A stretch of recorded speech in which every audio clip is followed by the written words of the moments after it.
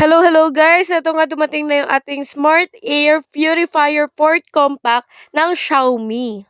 Napakaganda nga nito, tignan nyo naman, design pa lang, and napaka-aesthetic din, pasok na pasok sa ating team ng bahay.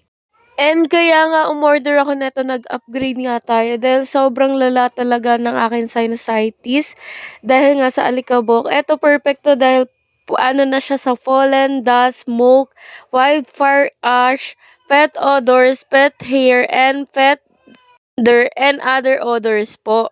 Isa pa nga sa nagandahan ako dito, dahil nga 4 compact na siya, for allergen removal, 3-in-1 filtration, smart control, and high efficiency filter. And eto, pwede mo siya i-connect sa Wi-Fi for voice control and app control. Ayan, and touchscreen na nga din siya. Dahil Xiaomi nga ito, subok na subok ko na talaga dahil sa iba pang item na meron akong Xiaomi.